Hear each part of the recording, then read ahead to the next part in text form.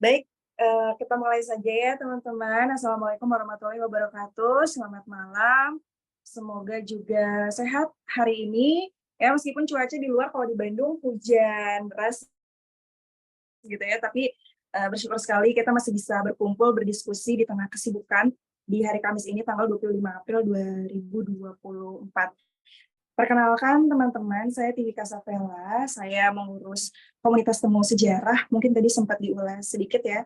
Komunitas temu sejarah ini adalah komunitas penggemar buku sejarah, jadi kita diskusi setiap hari Kamis malam. Biasanya kita diskusi dari jam 8 sampai jam setengah 10, sampai jam 10 juga kadang ya, tergantung situasi. Yang kita bahas buku-bukunya itu bervariasi, mulai dari buku-buku terkait Bandung, Lembang gitu, karena saya tinggal di kawasan Bandung, jadi kenalnya sama yang penulis-penulis Bandung, sampai juga buku-buku terkait pahlawan.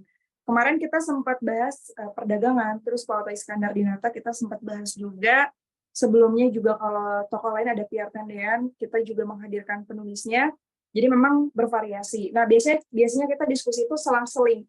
Jadi minggu ini mungkin kita ngundang Pak Bahtiar untuk membahas buku beliau. Nanti minggu berikutnya kita bahas dari anggota temu sejarah. Jadi di sini adalah kita mengambil informasi dari luar, tapi kita juga mengembangkan kemampuan kita terkait pengetahuan yang kita dapatkan.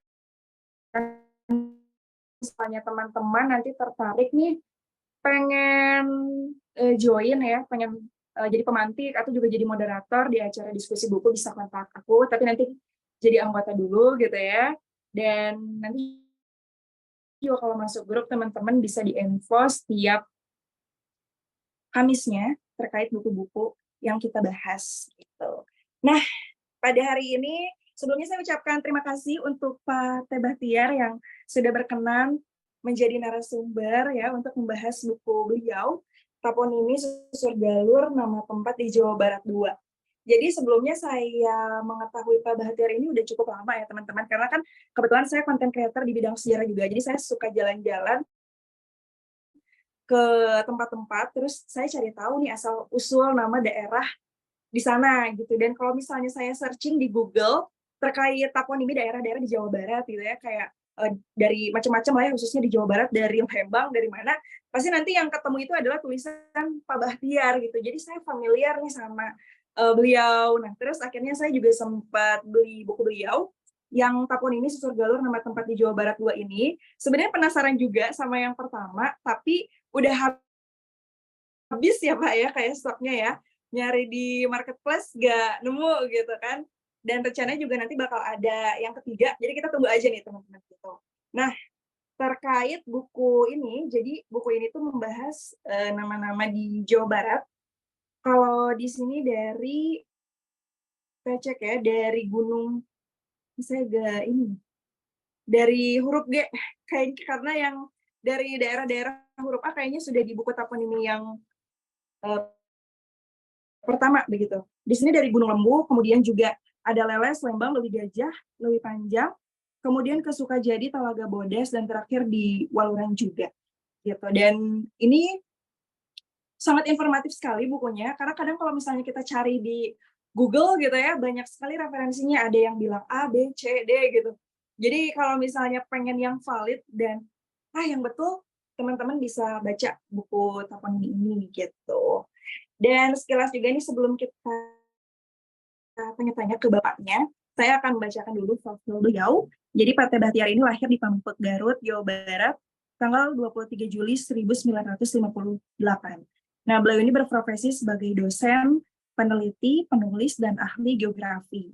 Beliau lulusan jurusan pendidikan geografi IKIP Bandung, saat ini UPI ya, terus juga beliau melanjutkan pendidikan ke manajemen Universitas Pajajaran. Dan sekarang juga aktif sebagai Masyarakat Geografi Nasional Indonesia dan kelompok riset Cekungan Bandung KRCB. Beliau juga udah menulis banyak sekali buku ya teman-teman, jadi ini hanya salah satu buku beliau saja, tapi ini ada buku-buku lainnya juga yang sudah ditulis seperti Krakatau, kemudian juga ada buku Menembus Belantara Ujung Kulon, lalu ada buku Amanat Gua Pawon, kemudian juga menyusun buku Geowisata Sejarah Bumi Bandung. Wah, ini memang luar biasa sekali karya-karya beliau, dan tentunya nanti kita bakal ulas begitu ya, mengapa sih beliau pada akhirnya menulis buku ini. Mungkin sekarang kita lanjut ke Bapak. Silakan Bapak, selamat malam Bapak. Iya, terima kasih Tiwi, dan buat semuanya, Assalamualaikum warahmatullahi wabarakatuh. Waalaikumsalam. Awalnya saya tertarik menulis toponim ini atau nama geografis ini adalah karena banyak sekali di media sosial yang karena tidak ada redaksi kan sekarang di media sosial itu, jadi setiap orang bisa mengunggah apa saja sesuai apa yang ada dalam pikirannya. Yang menurut dia betul belum tentu juga sebetulnya menurut orang lain betul bila mengacu kepada rujukan-rujukan yang ada. Atau ingin keren-kerenan lalu menafsirkan toponim ini dengan versi dia agar terkesan wah gitu ya. Misalnya di Kabupaten Tasikmalaya ada Gunung Galunggung, lalu ada orang menafsirkan Galuh Agung, begitu ya. Jadi atau di Bogor ada Gunung Salak ditafsirkan sebagai Salaka atau Perak, atau ada yang keliru menafsirkan Leles gitu ya di Garut, bahkan oleh pemerintahan desanya yang keliru menafsirkan. Jadi banyak sekali yang asal kena dikira-kira saja gitu ya, karena mungkin tuntutan ada yang bertanya lalu mereka menjawab dengan pengetahuan mereka atau sama sekali tidak ada, lalu mereka membuat cerita sendiri lalu dilemparkan ke masyarakat, apalagi sekarang ada media sosial sehingga bisa dengan cepat tersebar ke berbagai tempat, diteruskan terus-terusan, benar atau salah gitu ya, sehingga menyebar, bahkan yang salah itu tersebar. Nah, itu atas dasar itu saya mencoba merintis setiap minggu menulis, dikirim ke pada masa lalu Pikiran Rakyat, mulai Pikiran Rakyat cetak gitu ya, saya kirimkan terus rutin setiap minggu satu tulisan sampai sekarang. Walaupun sekarang kadang-kadang diselang-seling dengan tulisan-tulisan lain, cerita-cerita perjalanan ke berbagai tempat. Menariknya setelah saya mendalami toponim ini adalah karena toponim ini menjadi gerbang bagi penelitian lanjutan berbagai ilmu. Misalnya ada di Jawa Barat, Banten ada toponim memakai kata lada, ada Teluk Lada. Lada juga disebut merica, sehingga ada Pamarican. Di Bandung, lada disebut pedas, jadi ada Cipedes. Nah, ini menunjukkan betapa pada zamannya lada atau merica atau pedas itu menjadi tanaman untuk kepentingan komoditas yang sedang booming pada zamannya, sehingga Banten menjadi penghasil lada yang sangat besar pada masanya. Jadi itulah pintu gerbang. Jadi toponim itu menjadi pintu gerbang untuk memasuki kajian-kajian berikutnya. Toponim juga bisa menjadi pintu gerbang bagi rona bumi atau geomorfologi. Misalnya di Jawa Barat ini banyak sekali kosakata yang menunjukkan bahwa itu daerah cekungan. Misalnya dalam buku ini ada Salopa, ada Cangkorah, Sukajadi, Gentong, Cijolang, Cikampek, di Banten ada Cilegon. Jadi itulah ranah bumi cekung. Macam-macam namanya sesuai dengan perkembangan bahasa yang digunakan oleh masyarakat setempat atau sesuai imajinasi masyarakat setempat tentang yang cekung itu seperti apa. Ada yang seperti kampek, kantong gitu ya. Nah, dia sebut kampek karena cekung Cikampek. Ada salopa seperti cekung. Cekung ada juga yang menyebut legon ke ada legon itu pengertiannya satu secara vertikal ke bawah atau juga horizontal ke pinggir. Jadi di Banten Selatan dan Sukabumi Selatan untuk menyebut teluk-teluk kecil itu adalah legon. Legon Matahiang, legon apa gitu. Sampai Banten Selatan itu untuk menyebut teluk kecil itu legon. Jangan-jangan lagun itu dari legon ya. Diadopsi atau punya akar yang sama di Eropa, di Amerika, dan di kita untuk menyebut teluk kecil itu adalah legon atau lagun. Bahkan di Pangandaran sebelah barat ada nama tempat Batu Karas. Di Slovenia ada nama tempat Kras untuk menyebut batuan yang sama. Jadi itulah membuka gerbang bagi pengkajian bagaimana bahasa berkembang, lalu nama yang sudah menempel tidak dihapus. Itu kan luar biasa. Jadi berganti nama, bahasanya merubah, tapi toponim tetap abadi.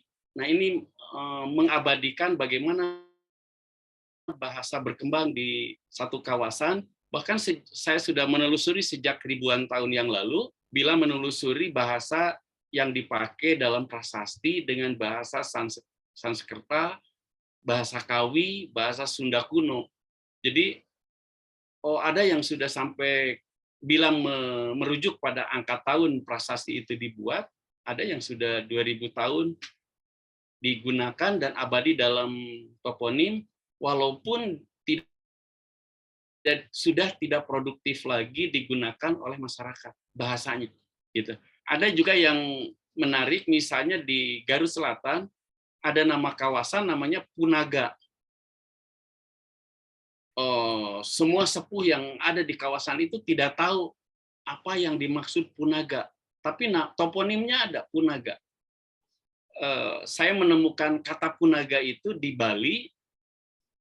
Bali Selatan. Ternyata ada nama pohon yang selalu hijau, yang di Jawa Barat namanya sudah berganti menjadi nyamplung. Jadi pohonnya ada, namanya sudah berganti menjadi nyamplung, tapi pada masa lalu namanya Punaga. Gitu. Jadi di Bali masih bahasa setempatnya masih Punaga. Gitu. Jadi itu contoh perkembangan bahasa yang digunakan oleh masyarakat, sekarang tidak produktif lagi, tidak digunakan lagi, tapi menempel kuat dalam nama geografis Punaga. Misalnya begitu ya. Ada juga di Bandung contoh lain, buah batu. Buah batu itu untuk menyebut buah pinang. Sekarang orang jarang yang menyebut, bahkan tidak ada yang menyebut buah batu. Pinang itu, jambe itu buah batu, sudah tidak ada, tapi menempel dalam nama tempat. Nah gitu ya. Jadi begitupun Sukajadi, di Bandung ada nama Sukajadi. Jadi itu adalah periuk. Jadi bahasanya pada zamannya dipakai jadi karena indah tempatnya maka disebut Sukajadi. Nah lalu tidak produktif digunakan, yang digunakan berikutnya adalah kata pariuk di Jawa Barat atau periuk artinya, maka ada toponim Cipariuk atau Mariuk atau Pariuk.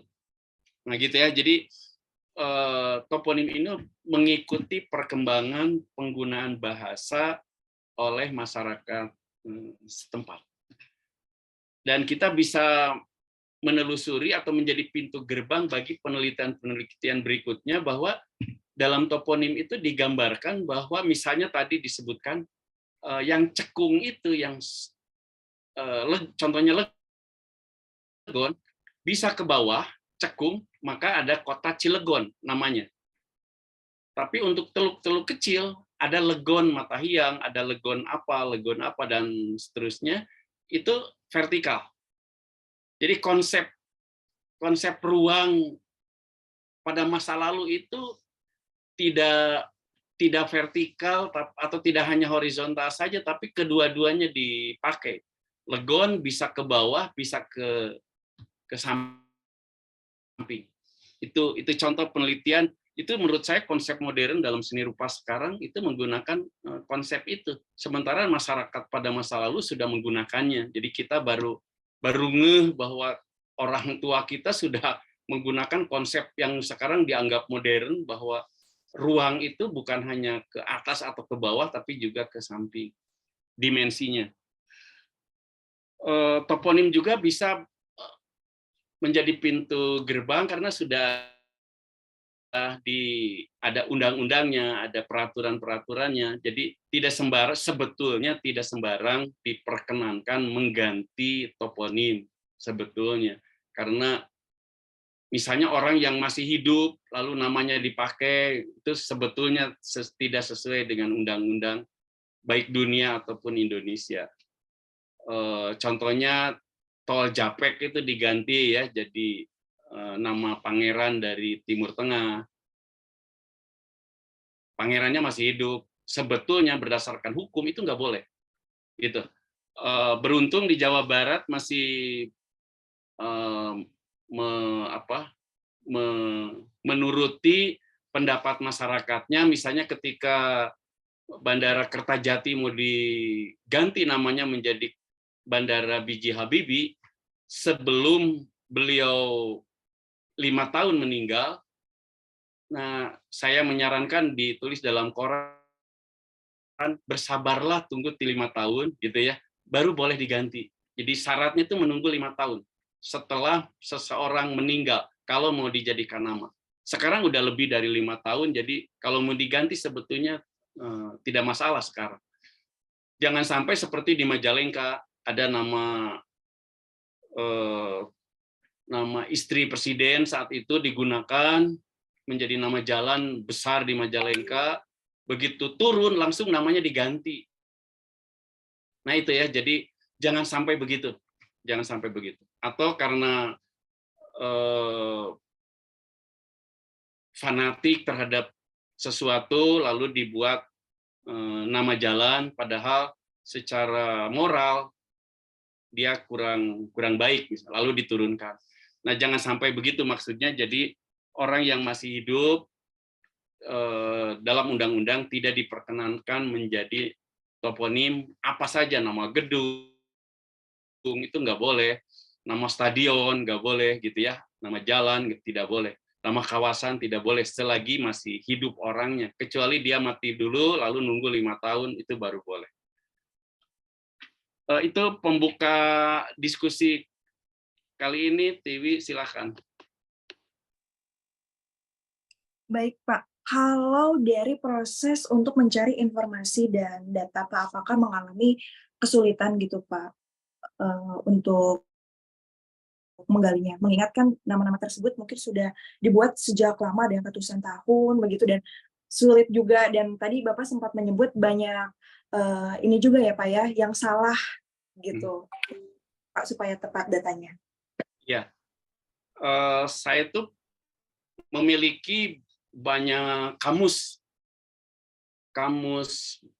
Sanskerta, kamus Kawi atau Jawa kuno, itu banyak juga buku-bukunya. Kamus Jawa kuno misalnya atau kamus Kawi itu paling banyak yang menulis. Kamus bahasa Sunda saja saya punya beberapa versi, Jonathan Rigg misalnya, ataupun Kulsma, dan yang modern sekarang. Jadi berusaha mencari dari rujukan yang ada sumbernya.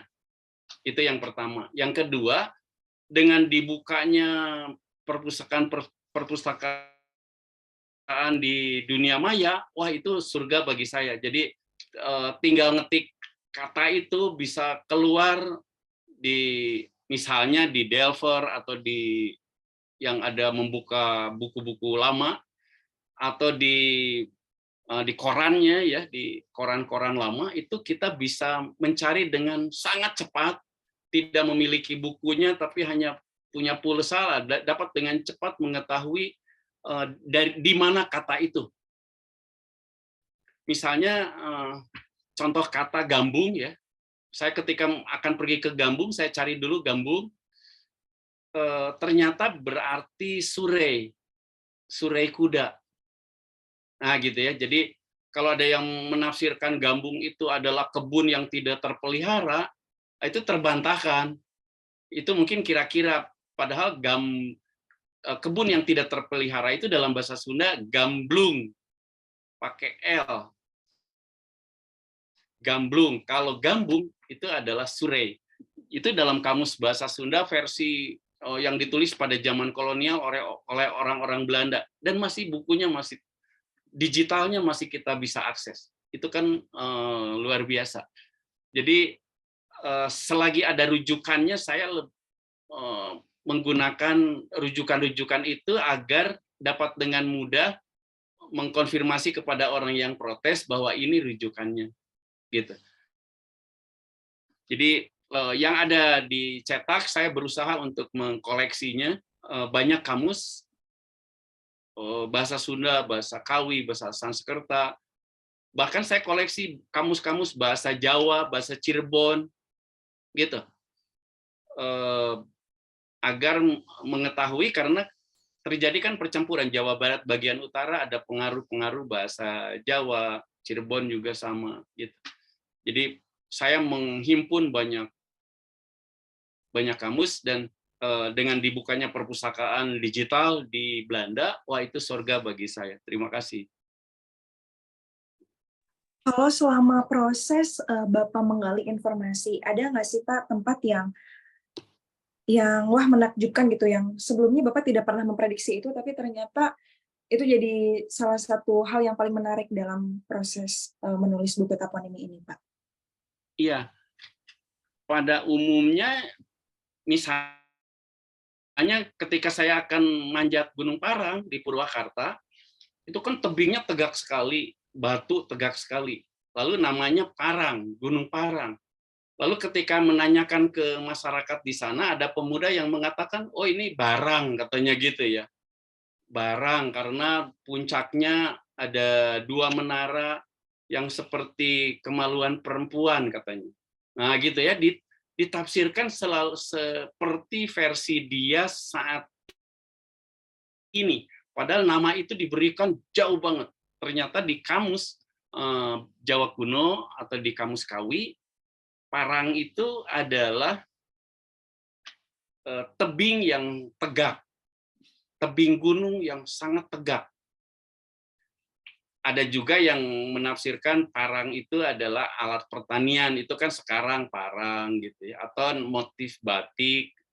Tapi yang paling tepat itu adalah parang itu untuk Gunung Parang adalah dinding yang tegak. Di Jogja Selatan ada Parang Tritis, ada Pantai Parang, ada dan lain-lain memakai parang. Itu memang batu kapurnya tegak sekali, tegak sekali. Di dekat Pantai Baron itu kan ada parang juga memakai parang. Jadi pada masa lalu menunjukkan bahwa bahasa Kawi atau Jawa kuno dipakai secara luas di Jawa Barat, di Jawa Tengah, mungkin ke Banten dan ke Timur. Ada juga misalnya tentang Bandung, kan ada banyak tafsiran Bandung itu kembar gitu ya, atau perahu dua itu ngebandung. Tapi ada juga yang menafsirkan Bandung itu dari Bandung yang artinya pohon beringin. Nah gitu, itu kan menarik. Ada juga yang menafsirkan Bandung dari bahasa Kawi itu adalah damai, terus bersaing, gitu ada. Jadi tafsirnya banyak karena tidak ada yang menulis pada masa lalu ketika membuat nama itu lalu dicatat gitu ya. Ini alasan kami membuat ini karena artinya gini-gini, nggak ada. Nggak ada. Jadi sekarang menafsirkan tapi berusaha mendekati kebenaran yang ada tafsirnya itu begitu. Nah, Bapak kan kalau di buku ini diulas lengkap ya Pak ya, dari Jawa Barat ataupun ini dari Gunung Parang, kemudian juga sampai Waluran. Apakah saat Bapak mengali informasi, Bapak datang ke lapangan juga nggak Pak? Itu didatangin setiap wilayah Jawa Barat yang Bapak tulis, atau sebagian ada atau sebagian lagi hanya mencari via tadi Pak, via informasi yang ada di perpustakaan dan lain-lain Pak? Ya, kadang-kadang perginya itu ketika misalnya ke Taman Nasional di Jawa Timur, ada nama gunung Waluran, Baluran. Nah, itu menjadi inspirasi bagi saya untuk menulis tentang Waluran yang ada di Jawa Barat. Jadi antara peralihan pelafalan B dan W itu kan sudah lazim ya. Ada beringin, ada waringin gitu. Di Jawa Timur ada Baluran, di Jawa Barat ada Waluran. Nah, setelah saya telusuri, kalau di Baluran misalnya dari pantai terlihat sekali ada gunung yang tinggi, sementara di bawahnya datar. Nah, di Jawa Barat, di Sukabumi Selatan ada nama tempat Waluran. Itu tempat yang lebih tinggi dari sekitarnya, yang berupa kawasan pantai. Nah, gitu ya. Jadi inspirasi itu kadang-kadang didapat di tempat lain untuk menulis toponim yang ada di Jawa Barat. Itu kasusnya Baluran. Begitu, Tiwi. Iya, kalau untuk terkait dari, kan di sini Bapak juga sempat mengkritisi ya Pak ya, beberapa hal pergantian nama begitu. Nah, ini kalau dari Bapak seperti apa sih Pak, kalau ada tempat kan ini artinya kurang baik nih harus diganti jadi lebih baik begitu. Dari sisi sejarah mungkin kurang bagus, tapi untuk masyarakat bisa bagus. Nah, ini gimana Pak? Iya, seringkali kita tidak tahu makna atau arti yang sesungguhnya dari nama yang dianggap kurang sopan saat ini atau tidak baik saat ini. Atau kita tidak mengenal kosakata itu arti yang sesungguhnya apa. Gitu. Karena sudah tidak produktif lagi digunakan saat ini. Pada zamannya itu tidak menjadi masalah kata-kata itu, gitu. Menjadi masalah sekarang ketika nama itu tidak produktif dipakai, lalu diganti dengan nama-nama yang dianggap lebih santun, lebih sopan, gitu. Padahal pada zamannya itu tidak mempermasalahkan hal itu. Ada beberapa di Garut misalnya yang sekarang dianggap sebagai kurang bagus, kurang pantas, lalu diganti. Di Bandung Selatan agak ke barat, dari Sayati ke timur, tahun 70-an ada nama Ranca Busiat. Busiat itu adalah membuang hajat ketika sakit perut, gitu ya. Itu apa? Dalam kosakata lain apa, cepirit atau apa ya? Nah, itu Busiat. Sekarang karena mungkin orang malu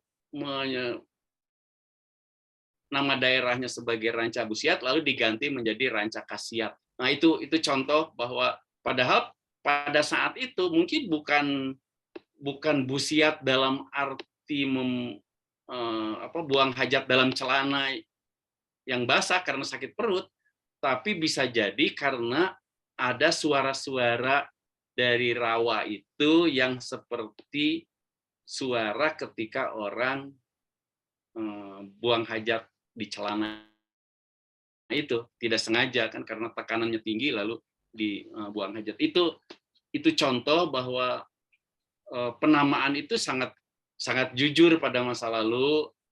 kalau rawa itu bau, maka disebut Cibiuk, gitu ya, karena bau. Sehingga ada tokoh masyarakat sudah meninggal sekarang, nggak usah disebutkan namanya. Ketika saya membahas bahwa Cibiuk itu aromanya mungkin diambil dari aroma yang bau, dia marah.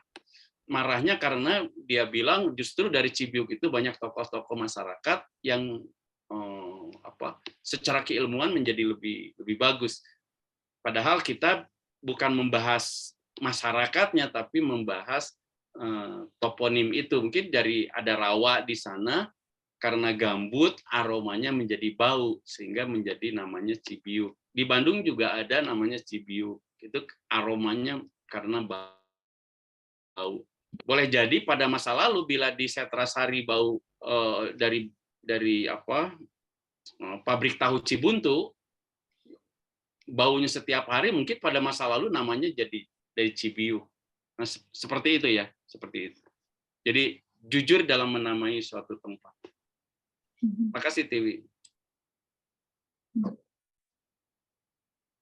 Baik, Pak. Nah, kalau terkait dari buku toponimi ini ya, Pak, ya kan ini ada kaitan antara tadi Bapak sebut ternyata di luar Pulau Jawa Barat juga ada yang mirip gitu. Nah, apakah memang ada percampuran budaya gitu, Pak, atau mungkin orang yang di sana juga pada pindah ke Jawa Barat, atau seperti apa sih, Pak?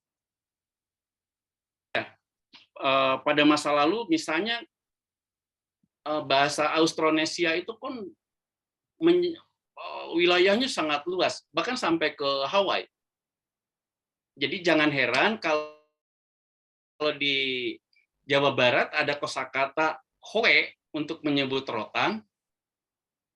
Di Hawaii ada nama lava pahoe-hoe. Gitu ya, yang bentuknya seperti gulungan rotan.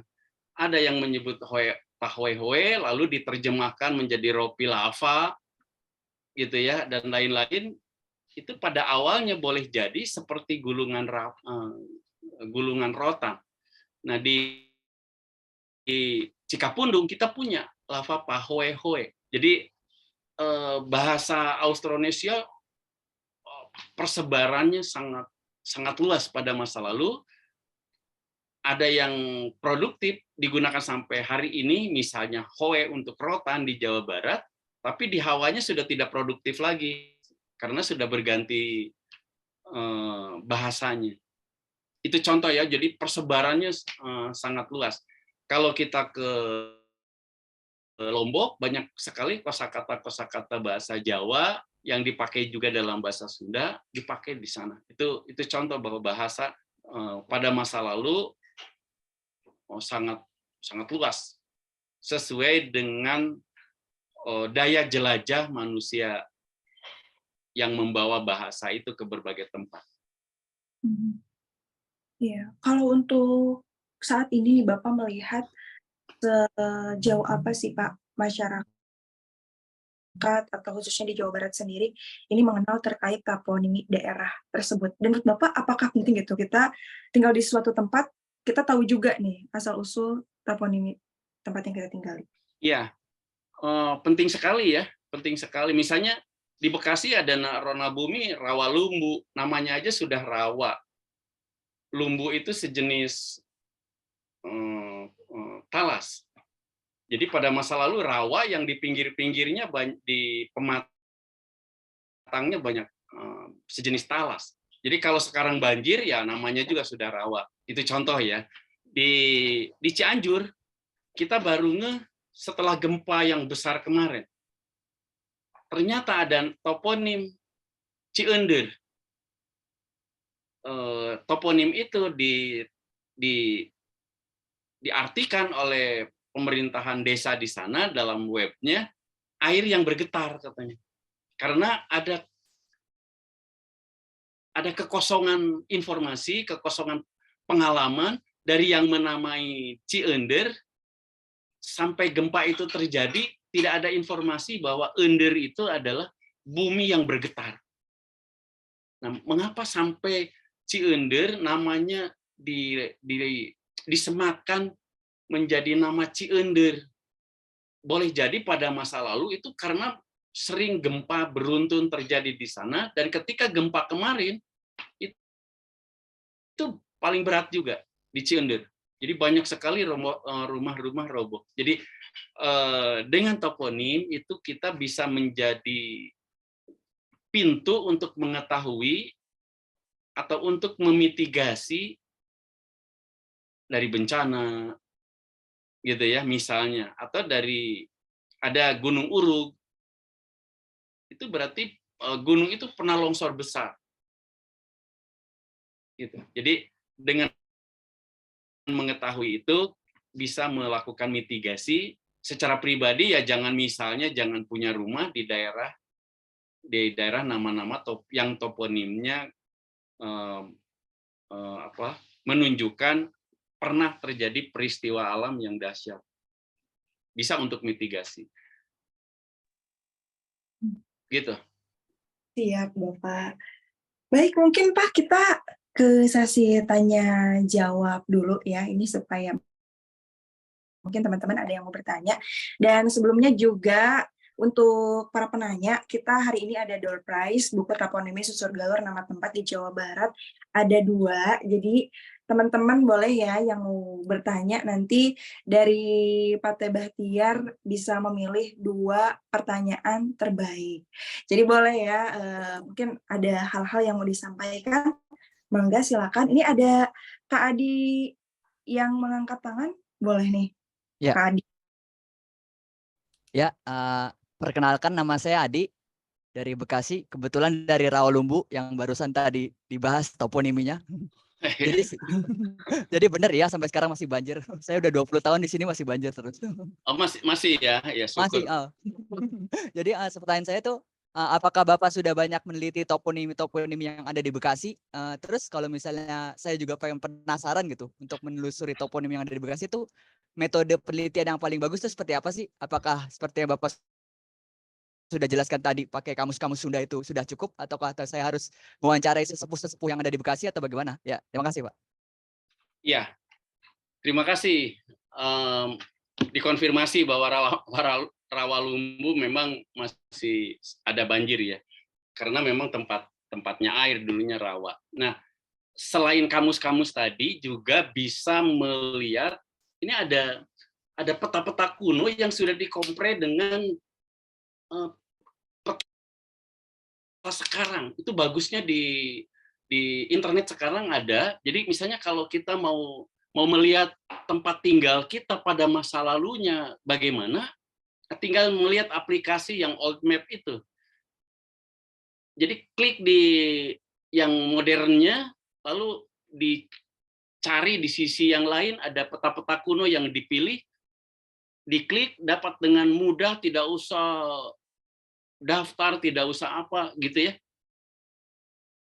Tinggal digeser-geser, mau melihat yang modernnya ataupun yang lamanya itu dapat dengan mudah. Saya pernah menulis toponim misalnya di Bekasi itu ada rawa Tambaga, ada rawa Pucung, ranca Pucung, ranca apa yang menunjukkan itu dihubungkan dengan kuliner Bekasi, yaitu ada gabus pucung, gabus picung gitu ya. Jadi pada masa lalunya Bekasi yang berawa-rawa itu habitatnya ikan gabus.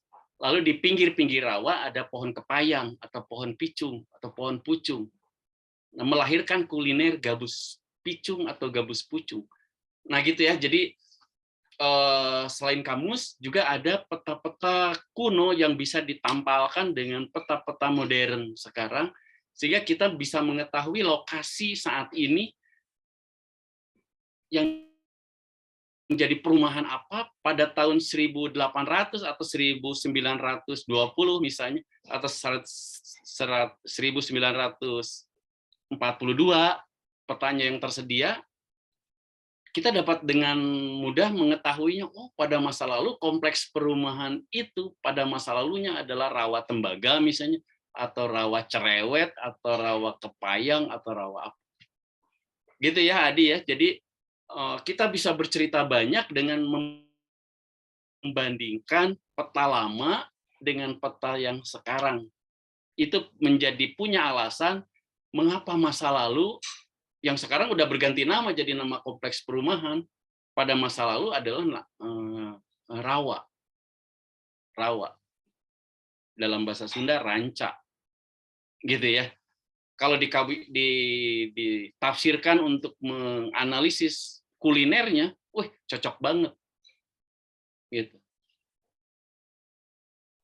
Gitu Adi ya. Ya Pak, selain Rawalumbu, daerah mana lagi yang sudah Bapak teliti toponimi di Bekasi Pak? Saya penasaran. Ada Batu Jaya. Jadi Batu Jaya itu nama kampung di Bekasi yang memang ada menhir pada masa lalu, Batu itu Jaya, dan itu menjadi inspirasi untuk penamaan kompleks percandian yang sekarang ada di Kabupaten Karawang. Itu contoh aja ya, contoh aja. Dan ada beberapa lagi yang saya coba tafsirkan, tapi ada juga yang saya belum berani expose karena datanya masih belum lengkap, takut keliru gitu ya. Ya Pak, makasih Pak. Ya, sama-sama Adi. Silakan yang lain. Iya, boleh. Yang lain tadi ada yang raise hand juga. Tadi raise hand Teh Tiwi, Prof. Bahtiar, punten, cuma memang pertanyaannya udah keduluan sama si Akang yang tadi. Punten. Tapi nggak apa-apa. Begini, kalau dikasih izin, Prof, semua teman-teman, saya tinggal di Kasomalang, Kabupaten Subang. Sering orang bertanya tentang ini Kasomalang ini apa gitu, Prof. Saya pikir ketika mempelajari di Facebook, melihat statusnya Prof. Bahtiar ini, ya udah saya katakan bahwa Kasomalang ini ya mungkin Kaso yang Malang melintang kayak gitu, Prof. Artinya ketika berbicara toponimi, hal yang harus dilakukan untuk menjadi hipotesa awal itu apa dan bagaimana, itu mungkin lebih ke kiat-kiat kami, sehingga ya minimalnya kita tahu ilmu awal, ilmu dasar tentang toponimi itu sendiri, Prof. Mungkin kayak gitu, Prof. Hatur nuhun, hatur nuhun. Siapa? Tidak ada namanya? Jailani Husni, Prof. Iya. Jailani. Saya profnya tuh bukan profesor, provokator. Ya, siap. Nah ini perumpamaan tangan saya nih. Kalau misalnya ini arah rona bumi morfologinya ke sini, lalu ada bukit yang posisinya begini, lalu disebut pasir malam. Jadi melintang dari arah dari punggungan-punggungan lereng. Makanya disebut pasir malam. Atau aliran sungai ke arah hilirnya tuh ke sini, gitu ya. Lalu ada lubuk yang arahnya menyamping, sedikit menyamping, disebut Lewi Malang. Nah, gitu ya. Jadi sesuatu yang melintang. Nah, Kasomalang juga mungkin jalan atau morfologinya ke sini, lalu ada kaso-kaso yang berjajar melintangi yang ada. Yang pertama coba dilihat di peta topografinya, atau sekarang kan di HP itu kan ada, di Google Map itu betul, ada Medan ya. Betul. Ya. Aplikasi Medan itu dapat dengan mudah melihat morfologi. Nah, ya. Kadang-kadang yang terlalu kecil tidak terlihat, tapi secara umum jadi terlihat. Oh, pantesan disebut pasir malang karena bukitnya melintang misalnya. Oh, disebut Lewi Malang, lihat aliran sungainya. Oh, ternyata ada yang sekian puluh meter yang melintang. Jadi dengan peta-peta lama bisa melihat morfologi kadang-kadang jauh lebih bagus karena ada unsur di gambar. Jadi bukan hanya peta kolonial itu, bukan hanya kontur, tapi untuk memperlihatkan morfologinya tuh ada yang digambar, dicoret-coret begitu. Iya, Yang iya. memperlihatkan miring atau agak datar atau apa, itu lebih ilustratif. Sekarang ada aplikasi yang gratis, coba dimanfaatkan. Siap. Yang Siap, old Prof. map itu. Terima kasih, Prof. Terima kasih. Ya, Alhamdulillah dapat ilmu. Oke, terima kasih Kak Hud. Assalamualaikum. Oke, ini ada Selamat malam. banyak yang nanya juga ya. Ini yang di chat ada yang bertanya, tapi mungkin kita ke penanya yang langsung dulu aja. Tadi ada Pak Boleh. Aka. Makasih Tiwi. Perkenalkan. Ya, Aka itu saya Abi. Saya Abi Abdul Karim Abimanyu. Tiwi mungkin tahu di sosmed dan di komunitas juga. Izin bertanya Kang Bahtiar, saya Abi dari enggak. Ya. Silakan. Tadi pertama saya mau tanya fenomena kalau penamaan nama tempat mungkin saya persempit di sini nama kota di Eropa ya khususnya mereka punya versi nama kota tuh rata-rata punya versi dalam bahasa lainnya bukan hanya bahasa Inggris. Awalnya untuk kecil saya pikir karena bahasa Inggris itu bahasa internasional, jadi misalnya saya ambil contoh nama kota di Itali punya hampir semua nama versi Inggrisnya dari Roma menjadi Rome, Firenze menjadi saya lupa, Firenze menjadi Florence, Venesia menjadi Venice, tapi ternyata kan ada versi bahasa nggak hanya dari bahasa setempat atau ke bahasa Inggris, The Hague, Den Haag segala macam, Paris, Belanda juga punya versinya. Nah, apa fenomena itu? Kenapa kalau di konteksnya tadi mungkin bahasa rupun bahasa Austronesia dalam hal ini Asia Tenggara, apakah fenomena itu terjadi juga dan kalaupun tidak kenapa ya? Itu saya berpikir seperti itu. Kalaupun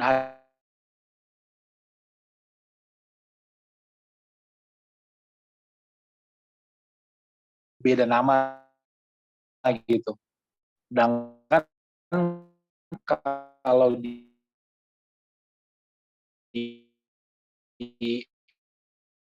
Eropa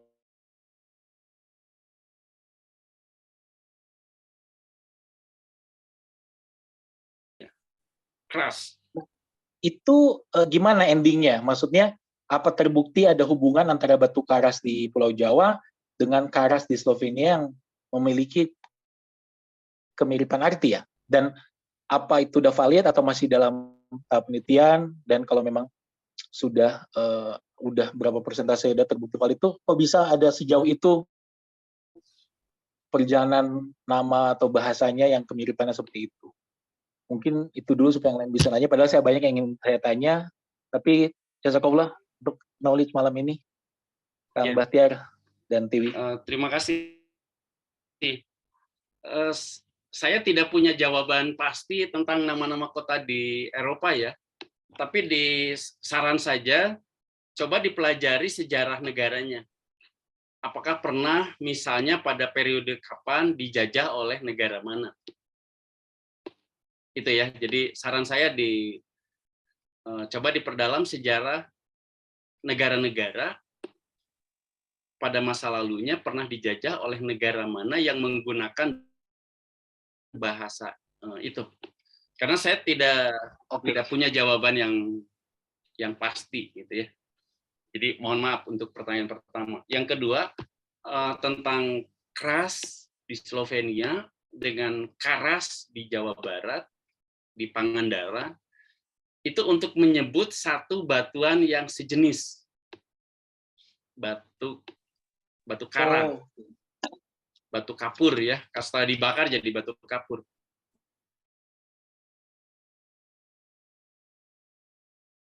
Untuk diadopsi oleh Inggris jadi karst pakai T.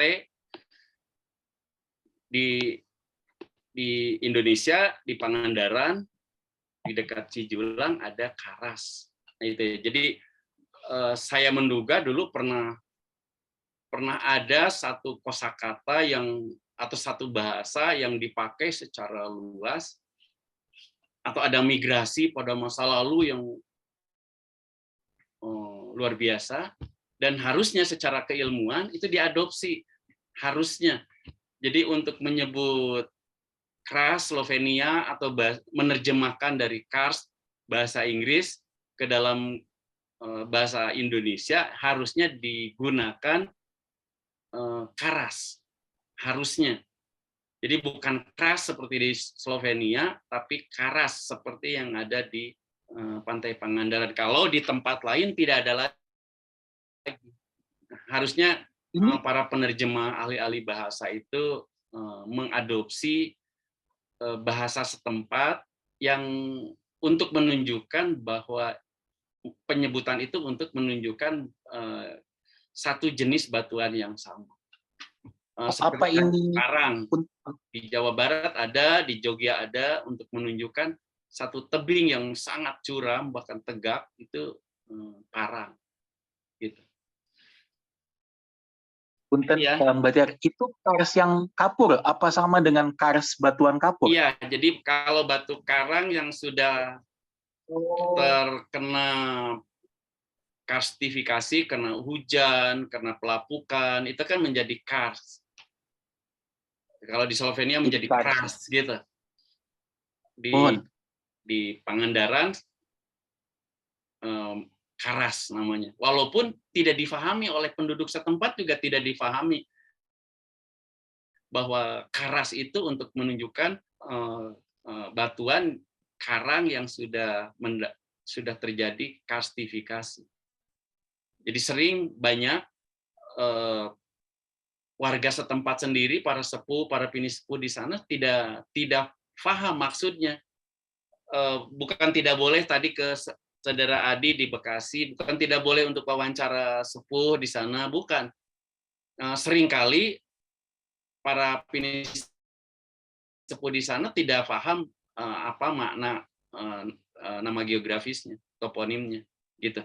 Ketika saya pergi ke Kalsel misalnya untuk menanyakan apa arti Gunung Meratus, mereka tidak paham. Oh, Meratus itu ya dari dulu sudah begitu, sudah nama itu sudah sejak nenek moyang kami juga sudah namanya Meratus misalnya. Jawabannya pada umumnya begitu. Atau di Jawa Barat kan banyak yang ngarang-ngarang. Banyak yang ngarang-ngarang karena tidak paham maknanya. Begitu ya.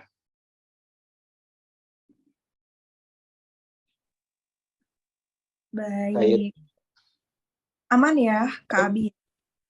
Iya, nuhun Kang Bahtiar, Tiwi. Punten cuman mau apa ya, bukan nambahkan, karena saya juga sama nggak tahu jawabannya yang pertama tadi, cuman kalau yang dijajah Kang Bahtiar, kenapa saya memang ambil contohnya Italia dan Inggris memang tidak pernah menjajah atau saling jajah ya. Jadi kayaknya kalau alasannya karena pernah jajah mungkin tidak. Nah yang karena kalau perang pasti pernah ya. Cuman yang apakah ada memang fenomena di bahasa tertentu yang apa ya bahasanya Kang Bahtiar yang dianggap lebih kompleks atau lebih tinggi itu memang biasa menerjemahkan nama tempat ke versi dia gitu. Sedangkan di bahasa Austronesia atau di belahan bumi lain tidak ada gitu. Kayak tadi saya bilang hampir semua nama kota di Eropa itu punya versi bahasa lainnya, tidak hanya ke bahasa Inggris yang mungkin belakangan baru jadi bahasa internasional. Iya.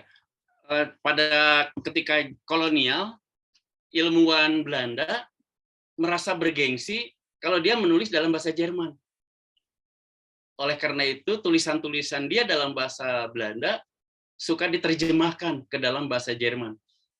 Ada kecenderungan begitu pada contoh kasus lain, tapi untuk nama kota saya tidak punya jawaban ya. Tapi untuk contoh pada masa kolonial, ilmuwan Belanda merasa bergengsi kalau karya tulisnya ditulis dalam bahasa Jerman. Oleh karena itu, dia menulis dalam dua bahasa, satu dalam bahasa Belanda, diterbitkan dalam bahasa Belanda, dan diterbitkan juga dalam bahasa Jerman.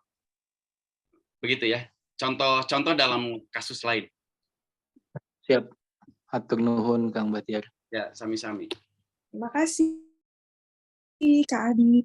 Untuk pertanyaannya berikutnya, ini sudah ada Teh Ani Kania, Bandung. Silakan Teh Ani. Ya, hatur nuhun Teh Tiwi. Saya suka penasaran ini Pak Bah. Sebenarnya pada zaman dulu itu pemberian nama seperti Cibiuk itu diberi nama itu karena penyebutan masyarakat secara umum dalam jangka waktu yang lama, atau dilegalkan oleh ada pejabat atau penguasa pada saat itu. Biasanya yang melegalkan nama itu kayak Cibiuk, Batu Kara seperti itu tuh dari mana sih? Dari karena kebiasaan penyebutan masyarakat setempat, atau memang dilegalkan oleh pejabat-pejabat pada saat itu? Seperti kalau sekarang kan kayak developer bikin kompleks, dia menentukan nama sendiri, atau ada pejabat menentukan nama sendiri, mengubah nama. Nah, kalau pada zaman dulu yang berdasarkan toponim tadi kan itu berdasarkan alam ya biasanya. Nah, itu tuh apa karena penyebutan masyarakat secara umum dalam jangka waktu yang lama, atau memang dilegalkan oleh penguasa pejabat setempat pada saat itu? Iya, terima kasih. Pada awalnya ada misalnya tadi, ada contoh Cibiuk. Terus karena memang bau, lalu menjadi landmark, menjadi ciri bumi. Di mana tuh di tempat yang bau itu Cibiuk. Lama-lama disebut, lalu ketika pemerintah kolonial atau VOC di awal itu memerlukan kepastian wilayah untuk menanami suatu wilayah, menanami kopi, menanami karet dan lain-lain, maka dibuat peta, lalu toponim itu dicantumkan. Jadi diabadikan dalam peta sehingga menjadi abadi.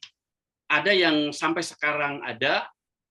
Misalnya di ujung Berung, dalam arsip Dehan, ada peta yang menuliskan Pangaritan misalnya. Sampai sekarang masih ada, Kampung Pangaritan. Tempat menyabit rumput. Namanya Pangaritan. Nah, itu contoh ya, jadi diabadikan. Karena untuk menentukan di mana batas-batas wilayahnya, di mana jalan setapak adanya saat itu, di mana sungai, di mana danau. Lalu dibuatlah peta untuk ukuran sekarang sederhana, tapi pada saat itu itulah menunjukkan wilayah yang termasuk distrik mana. Gitu. Jadi bukan dilegalkan, tapi diabadikan dalam peta. Jadi toponimnya ditulis. Gitu. Jadi toponimnya sudah ada versi masyarakat, lalu para kartograf pada zaman kolonial atau zaman VOC menuliskan toponim itu dalam peta-petanya. Jadi kebanyakan karena penyebutan masyarakat setempat dalam jangka waktu yang lama berarti ya? Iya, sehingga menjadi landmark. Jadi bukan karena pemberian nama seseorang, pengusulan nama seseorang itu, udah kasih nama Cibiuk aja gitu, atau gitu, bukan ya? Mungkin aja ada yang berinisiatif awalnya, lalu menjadi nama umum, terutama menjadi landmark. Misalnya begini, ada warung di bawah pohon asam, disebutlah Kampung Warung Asem, misalnya begitu. Disebutlah warung asem atau warung petai, karena warung itu di sampingnya ada pohon petai, misalnya begitu. Terus saja diulang-ulang, di mana itu ada yang dekat warung petai, menjadi landmark, menjadi ciri, di mana ditunggu di warung petai, sehingga menjadi landmark. Warungnya sudah tidak ada, petainya sudah tidak ada, tapi nama itu menjadi abadi. Gitu. Terjawabkah? Ya. Hatur nuhun, Pak. Mangga sami-sami. Siap. Terima kasih Teh Ani. Nah, Bapak mungkin kita akan bacakan dulu. Ini beberapa pesan yang sudah masuk ya, dari tadi chat ini menumpuk begitu. Kita bacakan dulu, ada dari Teh Siska Trisia. Berarti sebuah bahasa itu bisa aja hilang suatu saat nanti karena artinya selalu berkembang, sehingga mungkin saja tidak digunakan lagi. Bagaimana Bapak? Iya. Coba buka kamus bahasa Sunda yang terbit pada tahun 50-an, banyak sekali kosakatanya yang sekarang sudah tidak populer lagi. Jadi peringatan bahasa ibu gitu ya, bahasa daerah selalu diperingati tiap tahun, tapi kalau tidak digunakan, toponimnya diganti, bahasa itu akan hilang. Akan hilang. Sayang kan? Dan toponim ini mencerminkan banyak hal, selain merekam bahasa, juga kejeniusan menamai daerah sesuai rona buminya, sesuai nama pohonnya, sesuai nama binatang. Binatangnya sudah tidak dikenali, tapi abadi sampai sekarang. Misalnya ada keluarga kucing, namanya Selang, sehingga ada pasir selang, bukan bukit yang ada selang air, tapi pada masa lalunya di sana hidup atau menjadi habitat bagi binatang keluarga kucing yang disebut selang. Sekarang sudah tidak dikenali lagi nama itu. Itu contoh ya. Ya, begitu ya Kak Siska ya. Berikutnya ada pertanyaan dari Kang Gangan Jatnika. Izin bertanya, bagaimana pendapat Bapak mengenai perubahan nama jalan dari nama lokal menjadi nama pahlawan? Misal di Bandung jalan nama Kiara Condong jadi Jalan Ibrahim Aji, Jalan Kopo jadi Jalan Pahlawan, dan lainnya. Terima kasih. Silakan Pak. Ya, sebetulnya kalau mau mengabadikan atau mengenalkan pahlawan, tulis aja biografinya sesuai tingkatan perkembangan psikologis manusia. Misalnya kalau untuk anak SD, buatlah yang sederhana, ada kartun, ada komik tentang seseorang pahlawan. Sebarkan ke seluruh pelosok sekolah di Jawa Barat, misalnya begitu. Jadi baru akan dikenal, bukan mengganti nama jalan. Banyak sekali kalau ditanya,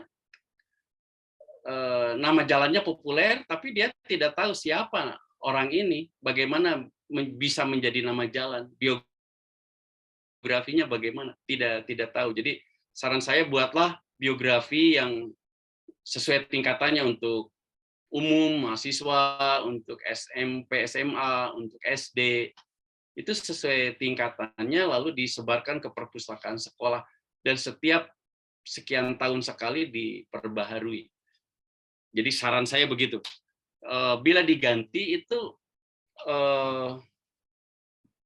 kenangan kolektif masyarakat menjadi hilang tentang tempat itu. Jadi bagusnya sih tetap dipertahankan. Kalau untuk menghargai pahlawan, buatlah buku, simpan di perpustakaan, akan jauh lebih bermanfaat, lebih berguna, bahkan mungkin menjadi inspirasi bagi pembacanya. Jalan Kopo bahkan berapa kali diganti namanya menjadi nama-nama manusia, nama orang, masyarakat lebih suka terus, bahkan sampai ke Katapang itu terusan Kopo. Coba ada alamat SD di Katapang, itu terusan Kopo Katapang, terusan Kopo Sayati, terusan Kopo Margahayu, terusan Kopo Cibolerang, misalnya begitu. Jadi itulah karena ingatan kolektif masyarakat masih sangat kuat. Jadi diganti siapapun penggantinya, masyarakat tetap menyebutkan Kopo atau terusan Kopo. Kecuali dalam surat-surat resmi ada nama orang, lalu di bawahnya tetap dalam kurung. Terusan Kopo Cirangrang, terusan Kopo Cibolerang, terusan Kopo Sayati, begitu. Karena ingatan kolektif masyarakat sangat kuat. Begitu ya. Oke, begitu ya Kang Gangan Jatnika. Nah, berikutnya ada pertanyaan dari Karimba AS Rimbawana. Selamat malam Pak Bahtiar, mengapa banyak toponimi berawal lanci atau cai di Jawa Barat? dalam kurung sekitaran Bandung tanda tanya. Apakah hal itu dikarenakan dulu berlandscape cekungan besar dan bagaimana bila toponim di Jawa Barat yang banyak menggunakan awalan ci bila dibandingkan dengan bagian lain di Jawa? Apa yang bisa kita pelajari? Terima kasih. Iya, sebetulnya bukan hanya di Jawa Barat nama yang memakai ci atau cai. Di Sunda itu cai atau ci, karena pada masa lalunya hutan di Jawa Barat masih sangat terjaga sehingga mata airnya itu begitu banyak keluar di berbagai tempat. Ci atau seke untuk mata air gitu ya, ada seke loa, seke limu, seke apa, jadi mata air yang ada pohon loa, yang mata air yang ada pohon limus, sehingga abadi sampai sekarang namanya, walaupun mata airnya sudah kering karena hutannya sudah berganti menjadi kebun sayur, menjadi rumah dan lain-lain. Di tempat lain juga sama, ada ae, ada aik, itu menunjuk, ada oe, itu menunjukkan air. Betapa ketergantungan manusia pada air dan banyak sekali setiap harinya bersentuhan dengan air itu. Di Jawa Barat tidak selamanya untuk menunjukkan di sana ada air yang, karena pada umumnya sangat berlimpah air gitu ya, karena hutannya terjaga, mata airnya banyak. Jadi nama tempat otomatis memakai ci karena hampir di seluruh kawasan itu banyak air, walaupun di beberapa tempat memang agak susah air.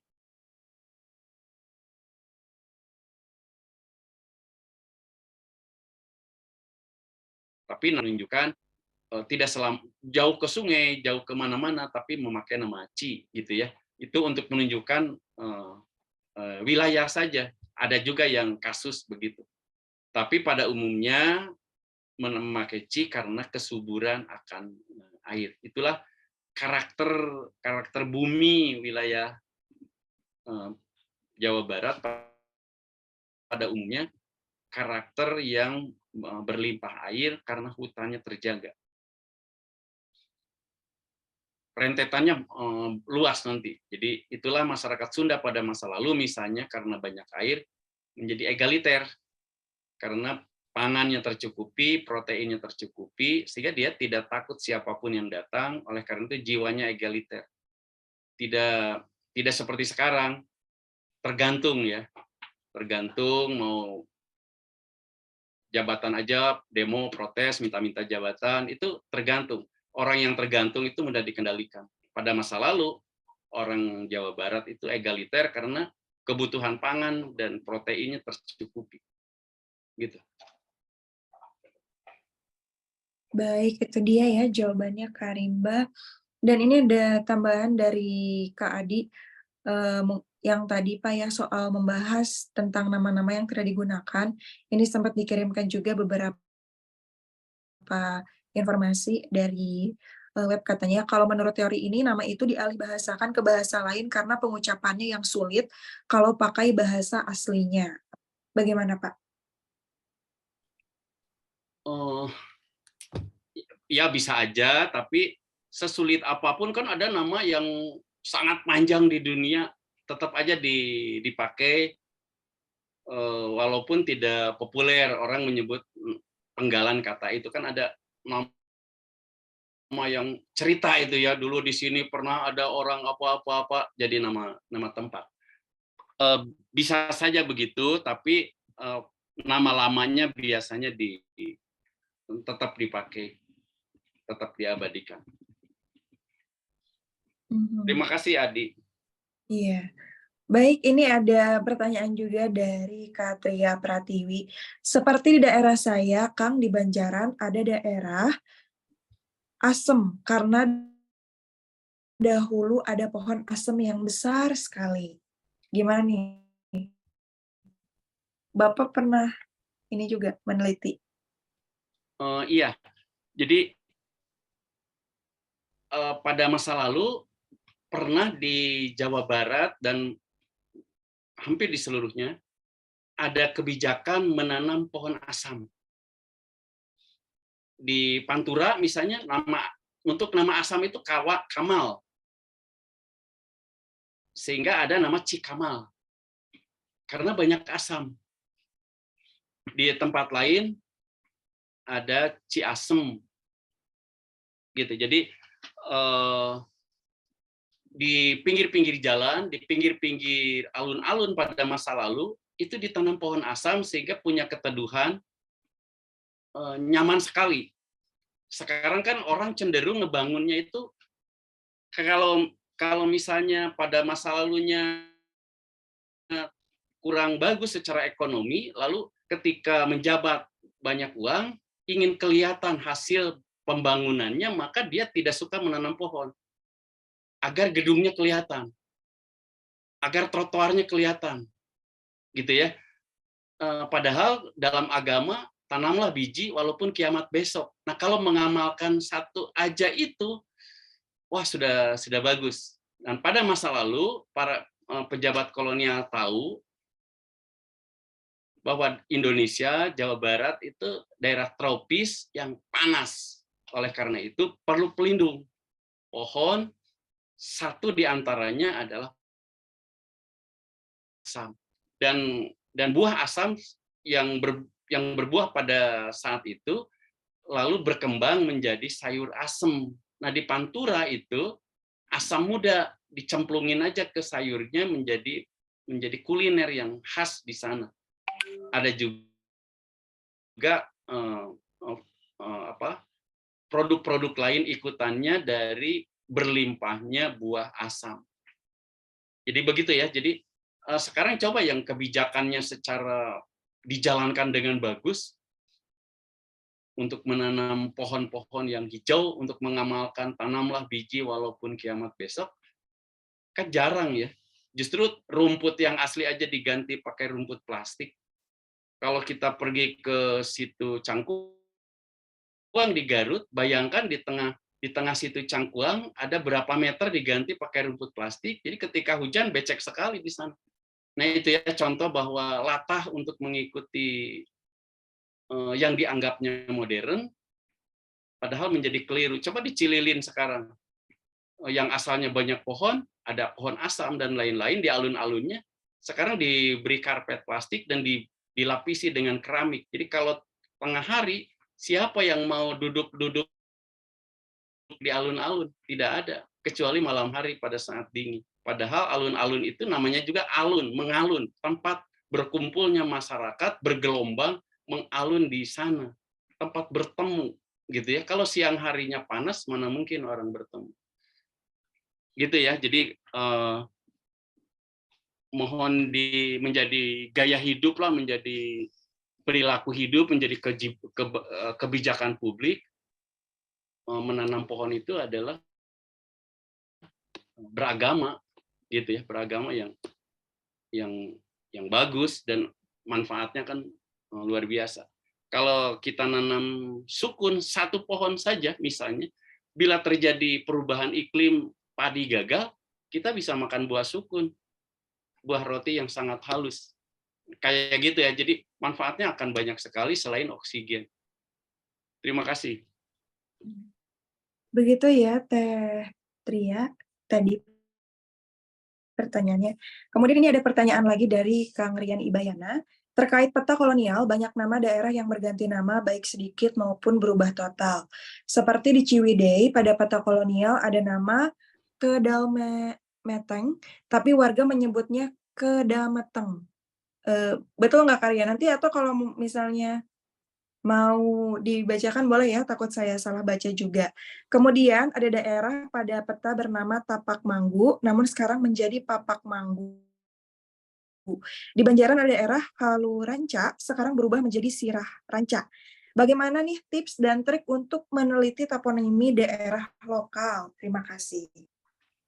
Iya, sebetulnya sudah betul membandingkan peta lama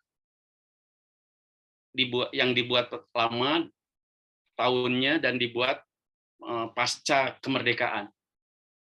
Jadi peta-peta resmi dari Badan Informasi Geospasial dibandingkan dengan peta-peta lama. Memang masih banyak toponimnya yang keliru ditulis. Misalnya di Jawa Barat yang ujungnya G itu banyak berubah menjadi ujungnya K gitu ya.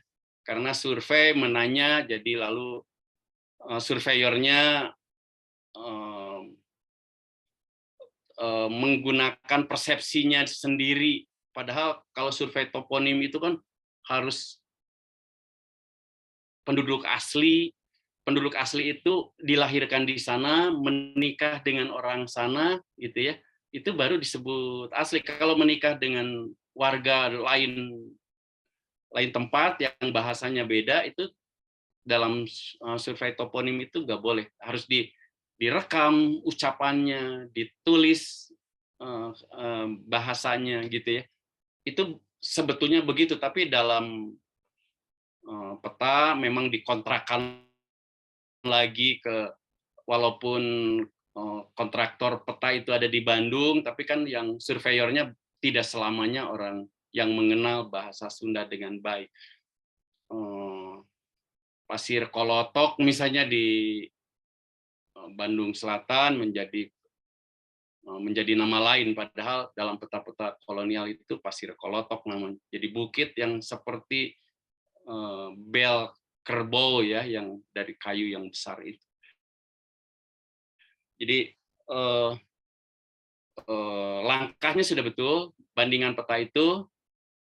Nah, kadang-kadang ketika pada zaman pembuatan peta sekarang, surveyornya menanyakan kepada orang yang dianggap sepuh, tapi sebetulnya dia, kalau kata orang Sunda, dedengnya tara gitulah, mendengar juga tidak, lalu dia ngarang-ngarang menyebutkan karena sudah terlanjur di tokoh gitu ya. Ya udah, walaupun salah ditulis seolah-olah nama itu adalah kebenaran nama tempat itu. Di Bandung ada misalnya Mungkal Datar. Di Kuningan, maaf, di Kuningan itu ada Datar, di Bandung ada Mungkal Payung. Mungkal itu batu, payung ya seperti payung. Lalu karena literasinya kurang, jadi ketika pembentukan desa baru disebut Muka Payung. Itu kan jauh ya dari Mungkal Payung menjadi Muka Payung. Itu contoh. Ada Solokan Jeruk di Bandung Selatan dekat Ciparai, Majalaya. Sekarang Solokan Jeruk pada peta-peta kolonial adalah Solokan Jero. Jadi sungai yang dalam. Jadi kalau banjir di sana ya wajar karena sungainya dalam. Sekarang karena gengsi lalu disebut Solokan Jeruk. Nah, jeruk itu dari mana asal usulnya? Kan tidak sesuai karakter bumi. Begitu ya, Rian dari Ciwidey. Terima kasih, langkahnya sudah betul.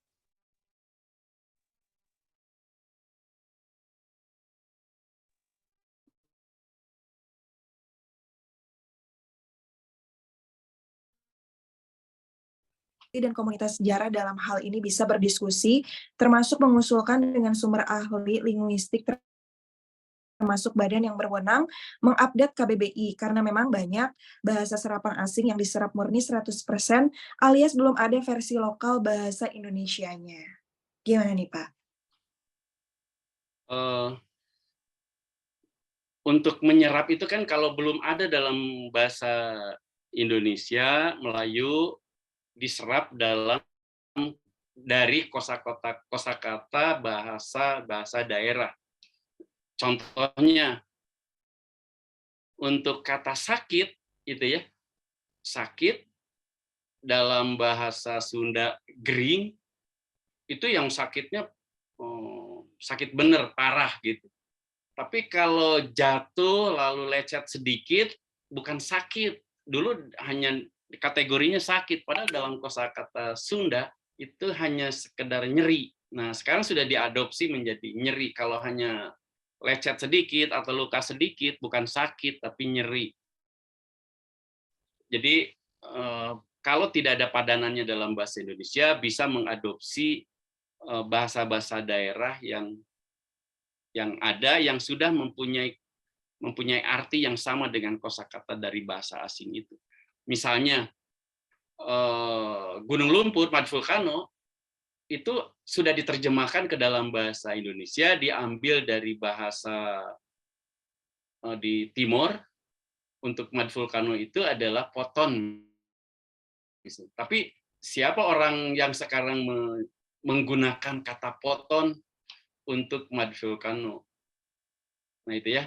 Jadi kalau orangnya suka baca sih pasti tahu dan menggunakan kata itu yang sudah ada padanannya yang diserap dari bahasa daerah di Indonesia. Terima kasih, Amel. Baik, ini ada pertanyaan juga dari jadi gerbang untuk penelitian. Selanjutnya, apakah ada contoh penelitian selanjutnya yang berawal dari pengetahuan toponimi ini? Kira-kira bisa membuka apa saja di berbagai bidang? Hatur nuhun, Pak. Ya, contohnya begini.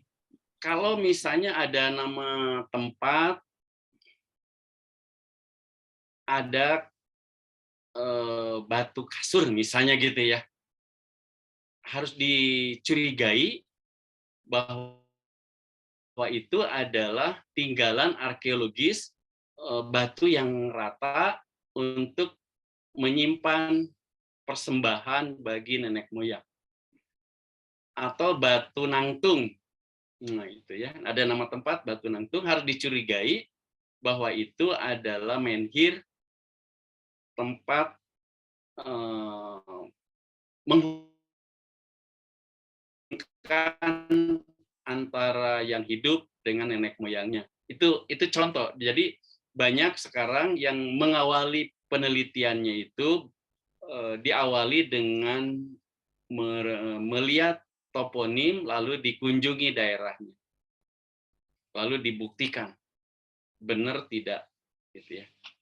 Atau nama tempat candi dikunjungi ternyata misalnya betul atau sudah tidak ada jejaknya.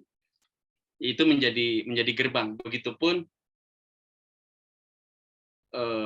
untuk penelitian biologi misalnya atau geomorfologi bisa diawali dari toponim. Misalnya kalau ada nama tempat yang memakai rujukan nama tumbuhan, di Bandung Utara misalnya ada Ki Areng, ada Cicalung.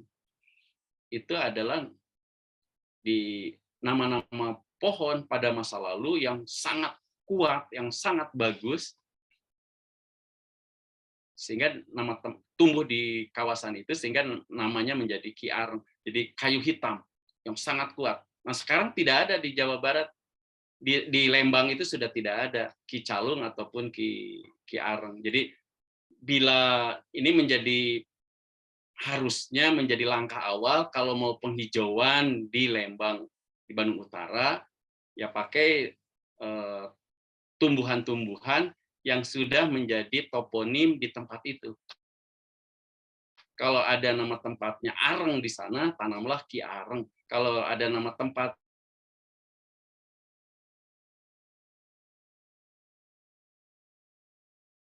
Cicalung, jadi itu menjadi gerbang bagi penelitian beragam ilmu dan bisa digunakan untuk menjadi kebijakan.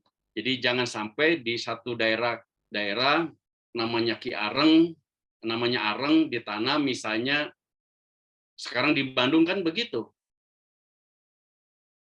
Di kompleks perumahan yang ada pohon yang habitatnya di pantai, lalu ditanam di Bandung. Jadi sih jadi, cuma tidak sesuai dengan karakter buminya. Ya misalnya di kompleks Taman Kopo Indah ada pohon yang habitatnya pantai ditanam di sana, dan itu bukan keinginan pengembang, tapi keinginan orang dinas pertamanan yang benihnya dari dia lalu ditanam di sana. Nanti dibeli oleh developer. Gitu ya. Jadi kurang literasi sekarang otoritas negara juga ya dampaknya ya begitu. Terima kasih. Terima kasih Kak Inge untuk pertanyaannya. Dari teman-teman semua, apakah masih ada yang mau mengajukan pertanyaan? Boleh raise hand atau open mic? Atau sudah cukup?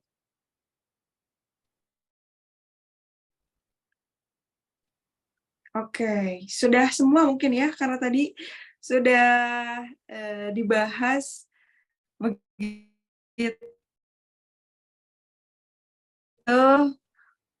banyak. Sudah cukup semua ya teman-teman ya. Tidak ada yang mau bertanya langsung lagi ya.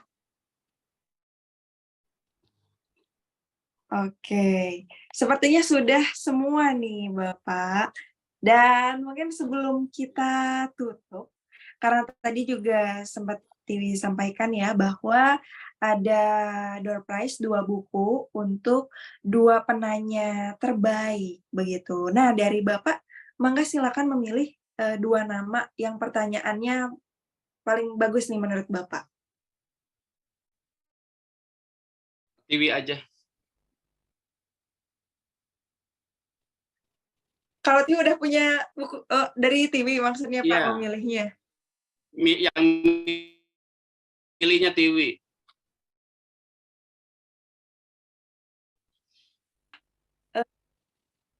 Oh, pilihnya Iya. Tiwi.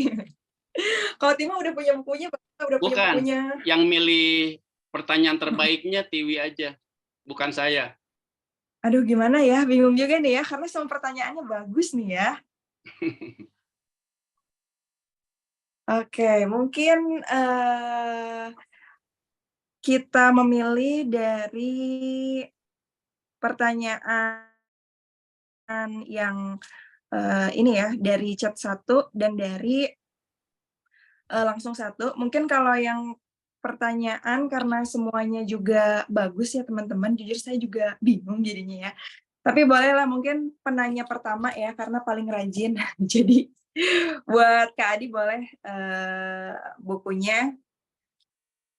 Nanti boleh konfirmasi ke kontak saya ya, buat alamat pengirimannya.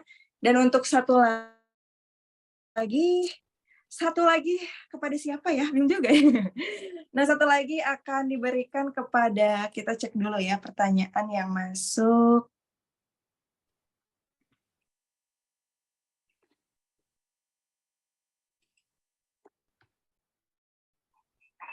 Ini kita coba cek siapa saja yang tadi bertanya. Ini karena jujur semua pertanyaannya juga bagus mungkin ya. Mungkin saya pengen memberikannya kepada Kak Rimba aja deh. Oke. Kak Rimba boleh ya? Nanti kirimkan alamatnya. Begitu, ini sebenarnya pertanyaannya semuanya bagus-bagus. Cuman kita memilih saja gitu ya. Jadi sekali lagi terima kasih Temu Sejarah edisi kali juga. Kalau tadi kita sempat dibahas ya dari Pak Bahtiar, kita perlu untuk memiliki kesadaran terkait mengenal asal-usul nama daerah, karena itu berasal dari sekian lama begitu. Dan tentunya dari nenek moyang, dari orang-orang terdahulu juga sudah memberikan nama sesuai nama daerah gitu. Ada yang daerahnya banjir, terus tadi kalau di Cianjur ada yang gempa juga gitu. Jadi memang ya tadi untuk berhati-hati supaya pada saat ini kita bisa bijak ya, dan juga mengenal tempat kita tinggal. Seperti itu. Dan mudah-mudahan juga nanti nama-nama ini bisa dikenal semakin lebih luas lagi oleh masyarakat, biar semakin cinta sama tempat dia tinggal. Begitu. Dari Bapak mungkin ada closing statement Bapak yang mau disampaikan? Iya. Terima kasih sudah hadir di forum ini. Saya senang bila mulai meneliti toponim di daerah masing-masing, tapi harus ada rujukannya. Kita belajar pilih yang ada rujukannya dulu gitu ya, toponim-toponim yang ada rujukan, ada sumbernya, jadi tidak dikira-kira, tidak ngasal. Terima kasih. Siap. Hatur nuhun Bapak sekali lagi, sehat selalu ya Pak ya. Terima kasih. bisa join dengan event Bapak karena Bapak juga ini ya Pak ya ada geotrack juga. Nanti kalau misalnya teman-teman pengen bertemu Pak Bahtiar terus pengen jalan-jalan bareng sama Bapak, bisa pantau terus. Bapak juga masih aktif, banyak aktif di kajian diskusi. Jadi kalau misalnya pengen bertanya langsung nggak cuma di forum ini, bisa juga nanti hadir di forum-forum lainnya. Baik teman-teman, terima kasih sekali lagi ya yang sudah hadir dan untuk antusiasmenya yang luar biasa. Mungkin sebelum kita close ya di edisi hari ini, boleh teman-teman buat open cam dulu, kita bakal foto ya. Terima kasih masih ada 27 peserta.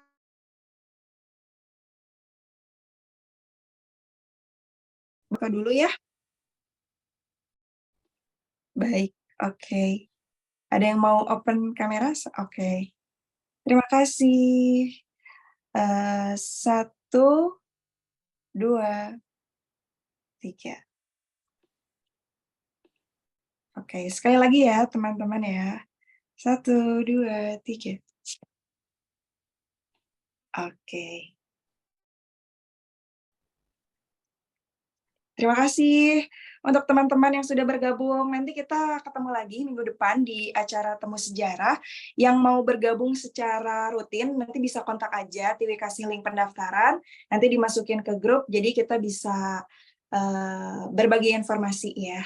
Jadi nggak usah konfirmasi setiap minggunya, nanti Tiwi udah bakal share. Sekali lagi terima kasih, Pak Bahtiar, sehat selalu. Ya, amin, terima kasih. Halo, Bahtiar. Sampai jumpa. Iya. Ya. Buat teman-teman juga Pak terima Jam-Jam, kasih. terima kasih. Sama-sama Pak, masih banyak. Iya, makasih Pak Jam-Jam. Assalamualaikum. Waalaikumsalam. Nuhun. Aki Teh nuhun. Ani? Nuhun. Atur nuhun Aki Ya, ya. sami-sami. Orang Ubud sekarang nih. Ninjung umbara pidoana. Amin, sehat semua. Amin. Nuhun. Nuhun. Saya live ya. Nuhun.